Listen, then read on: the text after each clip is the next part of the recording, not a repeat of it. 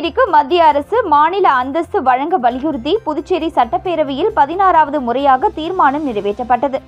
புதுச்சேரி சட்டப்பேரவை பட்ஜெட் கூட்டத்தொடரின் இறுதி நாளான இன்று திமுக, காங்கிரஸ் மற்றும் சுயேட்சை சட்டமன்ற உறுப்பினர்கள் புதுச்சேரிக்கு மத்திய அரசு மாநில அந்தஸ்து வழங்க வலியுறுத்தி தனிநபர் தீர்மானங்கள் கொண்டு வந்தனர். தொடர்ந்து புதுச்சேரிக்கு தனி மாநில அந்தஸ்து பெற வேண்டும் என்பதுதான் ஒட்டுமொத்த மாநில மக்களின் எண்ணம் என்றும், எனவே தனிநபர் தீர்மானமாக இல்லாமல் அரசின் தீர்மானமாக மத்திய அரசுக்கு அனுப்ப முதலமைச்சர் ரங்கசாமி வலியுறுத்தினார். இதனை அடுத்து திமுக கொண்டு வந்த தனிநபர் தீர்மானங்கள் அரசு தீர்மானமாக நிறைவேற்றப்படுவதாக சபாநாயகர் செல்வம் அறிவித்தார்.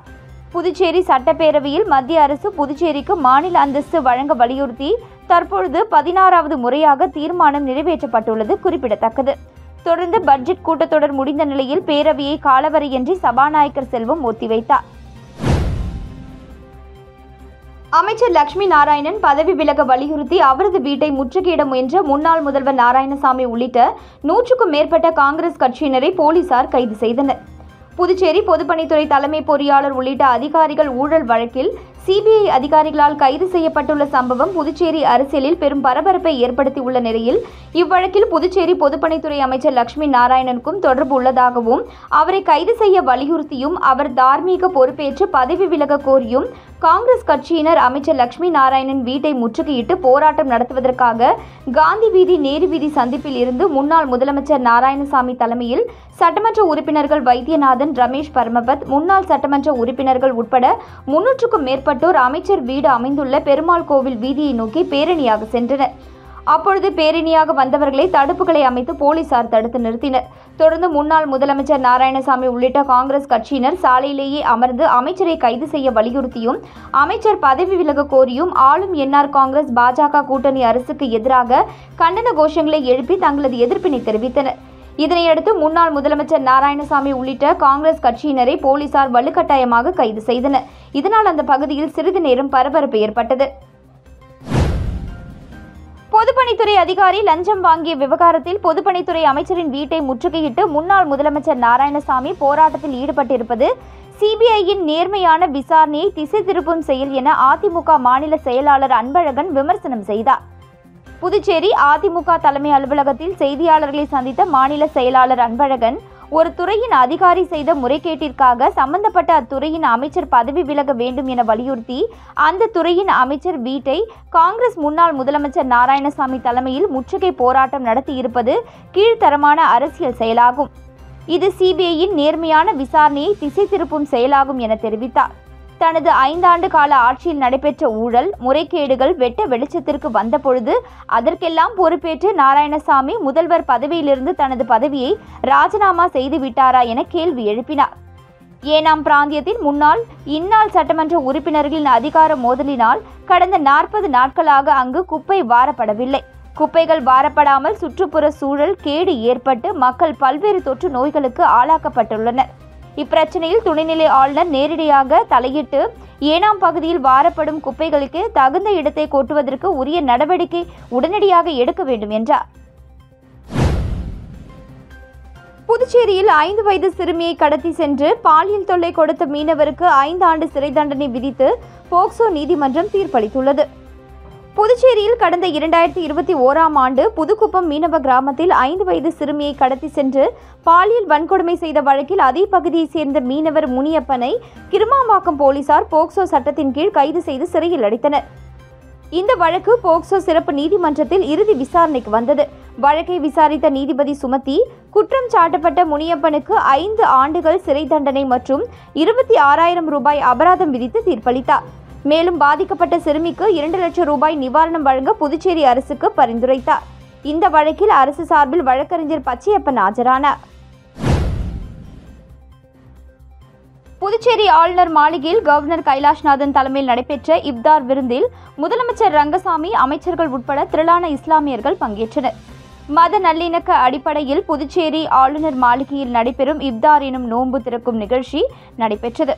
துணைநிலை ஆளுநர் கைலாஷ்நாதன் அளித்த இப்தார் நோன்பு திறப்பு நிகழ்ச்சியில் 100கணக்கான இஸ்லாமியர்கள் கலந்து கொண்டு சிறப்பு தொழுகையில் ஈடுபட்டனர். இந்நிகழ்ச்சியில் முதலமைச்சர் ரங்கசாமி, சபாநாயகர் செல்வம், அமைச்சர்கள், சட்டமன்ற உறுப்பினர்கள், அரசு உயர் அதிகாரிகள் மற்றும் முக்கிய விருந்தினர்கள் பங்கேற்றனர். தொடர்ந்து ஆளுநர் மாளிகை சார்பில் ஏற்பாடு செய்திருந்த அசைவ விருந்திலும் அனைவரும் பங்கேற்று விருந்து உண்டனர்.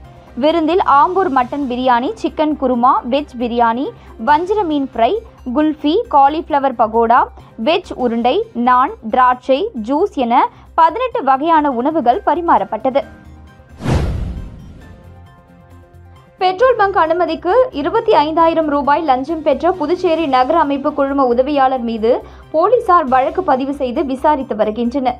திருபுவனை களித்தீர்த்தால்குப்பம் பகுதியில் புதியதாக பெட்ரோல் பங்க் திறப்பதற்கான அனுமதி பெற புதுச்சேரி நகர அமைப்பு குழுமத்தில் விண்ணப்பிக்கப்பட்டுள்ளது. விண்ணப்பத்தை பரிசீலனை செய்த நகர அமைப்பு உதவியாளர் குமாரவேலு பெட்ரோல் பங்க் அனுமதிக்கு 25,000 ரூபாய் லஞ்சம் பெற்றுள்ளார். லஞ்சம் பெற்றுக்கொண்டு காலதாமதமாக அனுமதி கொடுத்துள்ளார். குமாரவேலு லஞ்சம் வாங்கியது ஆதாரத்துடன் லஞ்ச ஒழிப்புத்துறையில் புகார் அளிக்கப்பட்டது. போலீஸ் விசாரணையில் உதவியாளர் குமாரவேலு லஞ்சம் வாங்கிக் கொண்டு அனுமதி கொடுத்தது தெரியவந்தது. இது தொடர்பாக அறிக்கை தலைமைச் செயலருக்கு அனுப்பப்பட்டது. தலைமைச் செயலர் உத்தரவின்படி குமாரவேலு சஸ்பெண்ட் செய்யப்பட்டதுடன் லஞ்ச ஒழிப்புத்துறை போலீசார் வழக்கு பதிந்து விசாரணை நடத்தி வருகின்றனர். புதுச்சேரி எய்ட்ஸ் கட்டுப்பாட்டு சங்கம் சார்பில் எய்ட்ஸ் பற்றி திறன் மேம்பாட்டு பயிற்சியை கவர்னர் கைலாஷ்நாதன் குத்துவிளக்கேற்றி துவக்கி வைத்தார். புதுச்சேரி தனியார் ஹோட்டலில் நடந்த HIV எய்ட்ஸ் குறித்த திறன் மேம்பாட்டு பயிற்சியை கவர்னர் கைலாஷ்நாதன் துவக்கி வைத்தார். சுகாதாரத்துறை செயலர் ஜெயந்தகுமாரை வரவேற்றார். அமைப்பின் துணைத் தலைவர் அனுப் குமார் பூரி நோக்க உரை வழங்கினார். எய்ட்ஸ் பற்றி விழிப்புணர்வு அனைத்து தரப்பு மக்களுக்கும் சென்றடையும் வகையில் நோய் பரவும் முறை, அதனை தடுக்கும் முறைகள் பற்றி பயிற்சி அளிக்கப்பட்டது. சங்கத்தின் மூலம் தொலைக்காட்சி, வானொலி, சமூக வலைதளங்கள் உள்ளிட்ட பல்வேறு வகையில் பொதுமக்களுக்கு விழிப்புணர்வு ஏற்படுத்தி வருகின்றனர். இந்த நிகழ்ச்சியில் சுகாதாரத்துறை இயக்குநர் ரவிச்சந்திரன், மருத்துவ கண்காணிப்பாளர் செவ்வேல், மருத்துவர்கள் உதயசங்கர், ஐயப்பன், சங்க இணை இயக்குநர் கிருஷ்ணமூர்த்தி, சிவானி, காங்கேயன் உள்ளிட்ட பலரும், பல்வேறு கல்லூரிகளின் முதல்வர்கள், பேராசிரியர்கள், மாணவர்கள் உட்பட பலர் கலந்து கொண்டனர். புதுச்சேரியில் மகளை பாலியல் வன்கொடுமை செய்த தந்தைக்கு சாகும் வரை சிறை தண்டனை விதித்து போக்சோ நீதிமன்றம் தீர்ப்பு வழங்கியுள்ளது. புதுச்சேரி தவளக்குப்பம் அருகே கடந்த ஆண்டு பிப்ரவரி மாதம் 10ஆம் வகுப்பு படிக்கும் தனது மகளுக்கு 41 வயதுடைய தந்தை பாலியல் வன்கொடுமை செய்ததாக அரியாங்குப்பம் காவல் நிலையத்தில் வழக்கு பதிவு செய்யப்பட்டது. இன்ஸ்பெக்டர் கலைச்செல்வன் தலைமையில் sub inspector Shanmuga Sathya POCSO பிரிவின் கீழ் வழக்கு பதிவு செய்து குற்றம் சாட்டப்பட்டவரை கைது செய்தனர். புதுச்சேரி போக்சோ விரைவு நீதிமன்றத்தில் நீதிபதி சுமதி முன்னிலையில் இவ்வழக்கு விசாரணை நடந்து வந்தது. அரசு தரப்பில் வழக்கறிஞர் பச்சையப்பன் ஆஜராகி வாதாடினார். இறுதிக்கட்ட விசாரணை முடிவடைந்து இவ்வழக்கில் நீதிபதி தீர்ப்பளித்தார். தனது மகளை பாலியல் வன்கொடுமை செய்த குற்றத்திற்காக தந்தைக்கு சாகும் வரை சிறை தண்டனை மற்றும் 10,000 ரூபாய் அபராதம் விதித்து நீதிபதி தீர்ப்பு வழங்கினார்.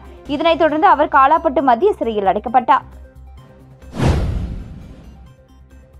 காரைக்கால் நிரவி திருப்பட்டினம் பகுதியில் பாஜக சார்பில் ரம்ஜான் பரிசு தொகுப்பு வழங்கப்பட்டது. ரம்ஜான் பண்டிகை இஸ்லாமியர்களின் மிக முக்கியமான பண்டிகைகளில் ஒன்றாகும். இந்த மாதம் முழுவதும் இஸ்லாமியர்கள் மிக கடுமையாக நோன்பு கடைபிடிப்பது வழக்கம். புனித ரமலான் மாதத்தில் நோன்பு கடைபிடிப்பது என்பது இஸ்லாமின் 5 முக்கிய கொள்கைகளில் ஒன்றாகும். இறைவன் புனித குரானை உலகிற்கு அருளிய மாதம் என்பதால் ரமலான் மாதம் மிகவும் புனித தன்மை நிறைந்த நாளாக கருதப்படுகிறது. இந்த நிலையில் நிரவி திருப்பட்டினம் தொகுதிக்கு உட்பட்ட இஸ்லாமியர்களுக்கு பாஜக காரைக்கால் மாவட்ட பொறுப்பாளர் மீனாட்சி சுந்தரம் ஏற்பாட்டில் சுமார் 500க்கும் மேற்பட்ட இஸ்லாமியர்களுக்கு ரம்ஜான் பரிசு தொகுப்பு வழங்கப்பட்டது. இந்நிகழ்ச்சியில் மாவட்ட தலைவர் முருகதாஸ், தொகுதி தலைவர் உள்ளிட்ட ஏராளமான பாஜகவினர் மற்றும் நிரவி திருப்பட்டினம் பகுதியைச் சேர்ந்த ஏராளமான இஸ்லாமியர்கள் கலந்து கொண்டனர். கண்டமங்கலம் காவல் நிலையத்தில் வணிகர்கள், நகைக்கடை உரிமையாளர்கள் நல்லுறவு ஆலோசனை கூட்டம் இன்ஸ்பெக்டர் சுரேஷ் பாபு தலைமையில் நடைபெற்றது. கண்டமங்கலம் பகுதியில் திருட்டு மற்றும் குற்றங்களை தடுப்பது குறித்து வணிகர்கள் மற்றும் அடகு கடை உரிமையாளர்களுடன் போலீசார் நல்லுறவு ஆலோசனை கூட்டம் நடந்தது. கூட்டத்திற்கு இன்ஸ்பெக்டர் சுரேஷ் பாபு தலைமையேற்று வணிகர்களுக்கு ஆலோசனை வழங்கி பேசினார். அப்பொழுது குற்றங்களை தடுக்கவும், குற்றவாளிகளை எளிதில் அடையாளம் காணவும் ஒவ்வொரு கடையிலும் கண்காணிப்பு கேமரா கொடுக்க வேண்டும். சந்தேகப்படும் நபர்கள் கடைகளுக்கு வரும்பொழுது உடனடியாக போலீசாருக்கு தகவல் தெரிவிக்க வேண்டும் என்றும் அறிவுறுத்தினார். மேலும் கடைகளில் கஞ்சா, குட்கா உள்ளிட்ட போதைப் பொருட்கள் விற்பனை செய்யக்கூடாது. மீறி விற்பனை செய்யும் கடை உரிமையாளர்கள் மீது கடுமையான நடவடிக்கை எடுக்கப்படும் என எச்சரித்தார். கூட்டத்தில் கண்டமங்கலம் பகுதியைச் சேர்ந்த வியாபாரிகள், நகைக்கடை உரிமையாளர்கள் கலந்து கொண்டனர். வில்லியனூர் கணுவாய்பேட்டை ஸ்ரீ அங்காள பரமேஸ்வரி மயான கொள்ளை நிகழ்ச்சியில் பங்கேற்ற பொதுமக்களுக்கு GTM பிரதர்ஸ் ஏற்பாட்டில் சுமார் 1000க்கும் மேற்பட்ட மக்களுக்கு பிஸ்கெட் பாக்கெட்டுகள், கூல்ட்ரிங்க்ஸ், பழங்கள் வழங்கப்பட்டன. புதுச்சேரி மாநிலம் வில்லியனூர் கணுவாப்பேட்டை ஸ்ரீ அங்காள பரமேஸ்வரி ஆலயத்தில் மயான கொள்ளை திருவிழா வெகு விமரிசையாக நடைபெற்றது. இதில் திரளான பக்தர்கள் கலந்து கொண்டு மயான கொள்ளை திருவிழாவில் பங்கேற்று சுவாமி தரிசனம் செய்தனர். ஆண்டுதோறும் GTM பிரதர்ஸ் ஏற்பாட்டில் மயான கொள்ளையில் பங்கேற்கும் மக்களுக்கு பிஸ்கெட் பாக்கெட்டுகள், பழங்கள், குளிர்பானங்கள் வழங்கி வருகின்றனர். அதன் ஒரு பகுதியாக இந்த ஆண்டு மயான கொள்ளையில் பங்கேற்ற பக்தர்கள் சுமார் 1000க்கும் மேற்பட்ட நபர்களுக்கு GTM பிரதர்ஸ் சார்பாக பிஸ்கெட் பாக்கெட்டுகள், குளிர்பானங்கள், பழங்கள் வழங்கப்பட்டன. மேலும் மயான கொள்ளை திருவிழாவினை முன்னிட்டு GTM பிரதர்ஸ் ரூபாய் நோட்டுகளை பக்தர்களுக்கு வழங்கினர். மேலும் இந்நிகழ்ச்சியில் GTM பிரதர்ஸ் நிர்வாகிகள் ஏராளமானோர் கலந்து கொண்டு நிகழ்ச்சியை சிறப்பித்தனர்.